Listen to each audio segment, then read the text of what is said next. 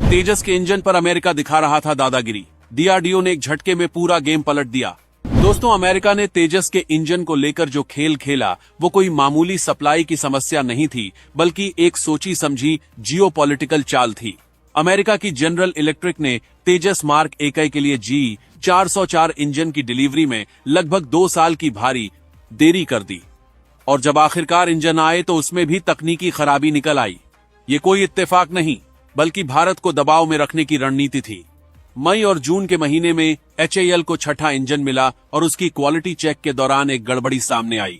America ने इसे routine बताकर टाल दिया, लेकिन सवाल यही है कि जो देश खुद 99 इंजन देने का वादा करके सालों तक टालमटोल करता रहा, उसकी नीयत पर भरोसा कैसे किया जाए।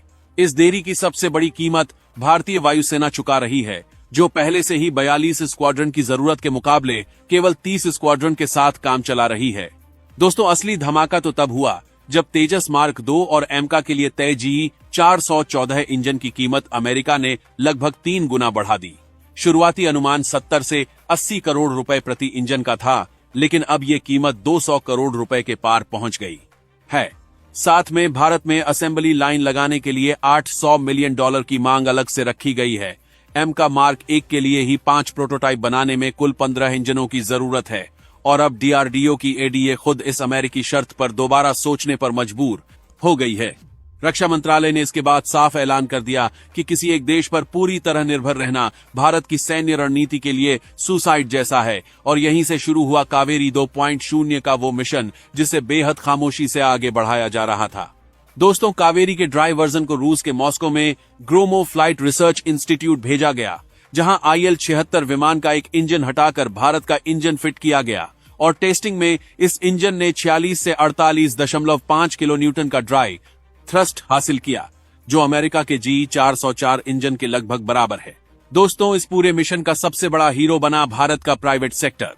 सितंबर 2025 में गोदरेज एरोस्पेस ने GTRI को अपना पहला सीरियल प्रोडक्शन इंजन D1 सफलतापूर्वक सौंप दिया, और अब 2026 की पहली छमाही तक D2 और D3 इंजन भी डिलीवर होने वाले हैं। ये साबित करता है कि भारत अब सिर्फ डिजाइन नहीं, बल्कि प्रोडक्शन के मामले में भी आत्मनिर्भर बन रहा है। 16 फरवरी को रक्षा मंत्री राजनाथ सिंह बेंगलुरु में GTRI पहुंचे, और उन्होंने अपनी आंखों के सामने कावेरी डेरिवेटिव इंजन का फुल आफ्टरबर्नर टेस्ट देखा, जिसमें इंजन ने 81 से 83 किलो न्यूटन का वेट थ्रस्ट हासिल किया। ये टेस्ट ब्रह्मोस दारा ग्रामिक एरोस्पेस के सहयोग से तैयार नए आफ्टरबर्नर मॉड्यूल के साथ हुआ, और अब आधिकारिक तौर पर कावेरी 2.0 प्रोग्राम को आगे बढ़ाया जा रहा है।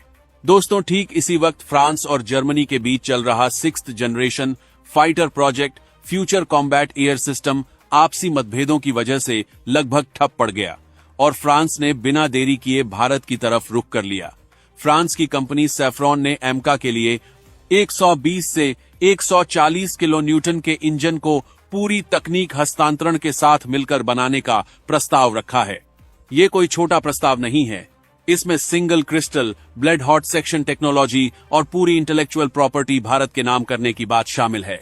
और FCS के टूटने के बाद फ्रांस ने भारत को अपने 6th जनरेशन फाइटर प्रोग्राम में शामिल होने का भी इशारा दिया है, जो भारत को दुनिया के टॉप एरोस्पेस देशों की कतार में खड़ा कर सकता है।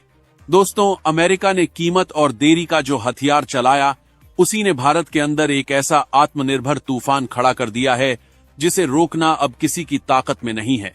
एक तरफ गोदरेज का प्राइवेट प्रोडक्शन, दूसरी तरफ रूस में सर्टिफाई हुआ ड्राई कावेरी, और तीसरी तरफ फ्रांस का बेजोड़ ऑफर। ये तीनों मिलकर तय कर रहे हैं कि अगले 1 दशक में भारतीय आसमान में उड़ने वाले फाइटर जेट को किसी विदेशी इंजन की जरूरत ही नहीं पड़ेगी।